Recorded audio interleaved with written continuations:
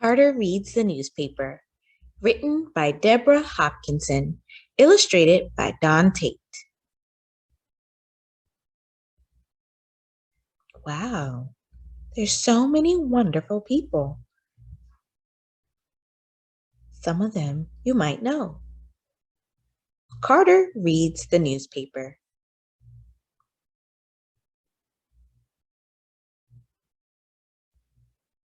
Every February, we celebrate Black History Month. It's a time to honor heroes like Harriet Tubman, Rosa Parks, and Dr. Martin Luther King Jr. But there's one hero we sometimes forget. Carter G Woodson didn't help people escape from slavery, start a bus strike, or lead a movement of millions. Yet without him, we might not have Black History Month. This is his story.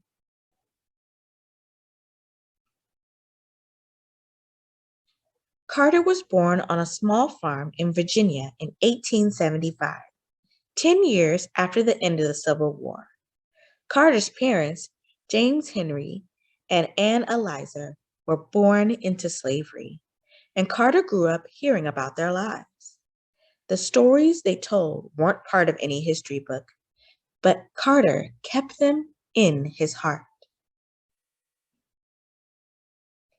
James Henry had run away from his master to join the Union Army and fight for freedom. Times were hard, though. After the war, James Henry worked on the railroad, saving enough money to buy a few acres of worn-out land. Most years, the crops brought in $100 or less. This is James Henry Woodson, Carter G. Woodson's father.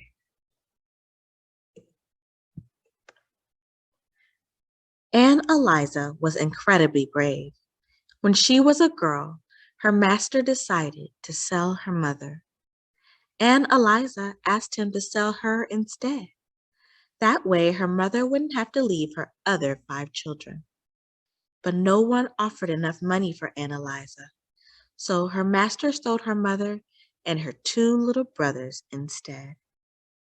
Anne Eliza didn't see them again until after the Civil War. She never forgot the horror of standing on the auction block. This is Anne Eliza Little Woodson, Carter G. Woodson's mom. Carter's parents struggled to feed and clothe 7 children, especially in winter and early spring. Food was scarce. Carter, the youngest, once said, "We would leave the table hungry, go to the woods, and pluck the persimmons." Look, he's got a persimmon in his hand. Many times he had to jump into bed early on Saturday nights so his mother could wash his only pants and shirt for church the next day. Carter could only attend school for 4 months each year. The rest of the time, he needed to work on the farm. Learning didn't happen just at school, though. James Henry taught his children to stand up for themselves and take pride in who they were. He gave Carter the courage to look at anyone in the eyes and declare, "I am your equal." And although Carter's father couldn't read or write, he believed in being an informed citizen, so he asked Carter to read the newspaper to him. But newspapers weren't easy to come by. Sometimes Carter read from the old ones that had been used to wrap up food or packages. Reading the newspaper gave Carter his first glimpse of the wider world. Carter longed to go to high school, but his family needed him to earn money. When he was 15, he hired himself out to the nearby farms, working long hours under the hot sun. He also drove a garbage wagon. High school would have to wait. Carter's older brother Robert found a good-paying work in the coal mines of West Virginia, and Carter decided to join him there. Mining was grueling work for a boy not yet 17. It was also dangerous. Once, a piece of slate rock came crashing down on Carter's head. He never forgot his time in the mines. Years later, Carter said, "I'm a coal miner and I can take anything." That looks like it really hurt. In this harsh place, Carter met a man named Oliver Jones. You'd have to look hard to find Oliver's name in any history book, but in that small mining camp in Fayette County, West Virginia, Oliver did something important. He changed one life, and that life changed many others. Like Carter's father, Oliver was a Civil War veteran who believed in education. As a soldier who had been at the Battle of Appomattox on the final day of the Civil War, Oliver had fought for freedom and equality. He was still willing to do his part to further the cause, said Carter. Each evening, after working the mines, Oliver threw open the doors of his little house to the other miners. He made his home a reading room, filling it with books by African American writers and with newspapers from all over the country. He sold ice cream and fruits at prices the men could afford. At first, Carter just went for the food, but that changed. Carter said, "When Oliver Jones learned that I could read, he soon engaged me to inform him and his friends as to what was in the daily newspapers." Carter was happy to oblige. He liked reading the newspapers. "Besides," he said later, "I always enjoyed nice things to eat." Carter admired Oliver. He was a well-educated man, but he could neither read nor write, said Carter. He learned through others. Carter began to learn in the same way. Carter had longed for school. Life at Oliver's tea room turned out to be school of a different kind. When Oliver and the other miners had questions about something, Carter read the newspaper. It was Carter's job to research the answers. If a Civil War veteran was in the news, Oliver wanted to know all about the man. I had to look him up in the books, inform my friends as to what battles they fought, said Carter.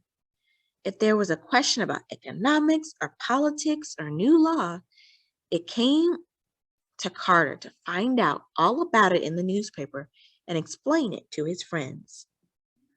Carter had to read the newspaper.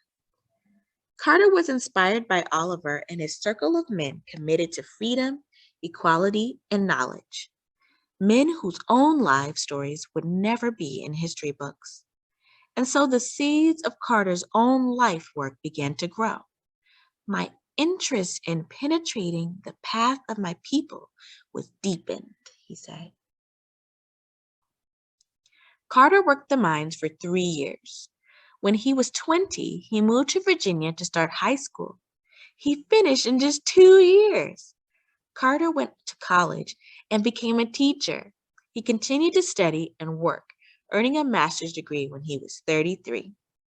Then, when Carter was 37, he earned a PhD in history from Harvard University, the second African American to do so. W.E.B. Du Bois was the first. Carter was and is the first and only Black American whose parents had been enslaved to receive a doctorate in history. Look at him go.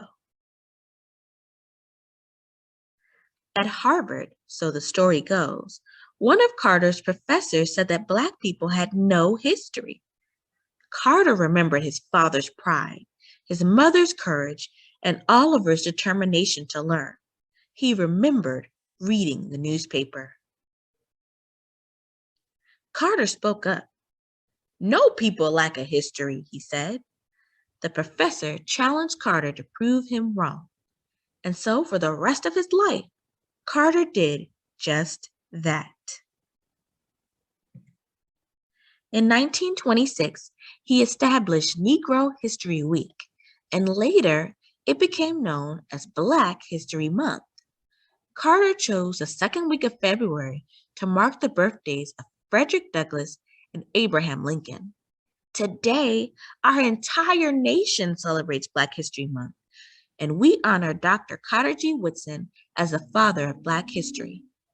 But in 1926, Carter was alone with his new idea, and he had to blaze a trail. I see Frederick Douglass, Abraham Lincoln, and Sarah Breedlove, also known as Madam C.J. Walker. Carter had to speak the word at the time when there was no computers or internet or televisions. So he sent pamphlets about Negro History Week out to schools, to colleges, to churches, and to women's clubs. And of course, he sent notices to newspapers. He wanted people to know about Lewis Latimer and Mary McLeod Bethune and Ida B. Wells, W.E.B. Du Bois, Sojourner Truth, George Washington Carver, Peter Salem, and Rebecca Lee Crumpler. He wanted people to know Black history. The boy who began by reading the newspaper to others transformed the way people thought about history. He fought for a history based on truth, a history that includes all people. Carter G. Woodson didn't just study history, he changed it. And we can too. Let's try to change the world and change history like Carter G. Woodson. This is the author's note. This is the illustrator's note. There are many people featured throughout the book. Here's a list of them. If you have a chance, try and Google them or buy a book online about them to learn more. Here's a timeline of Carter G. Woodson's life and accomplishments. The end.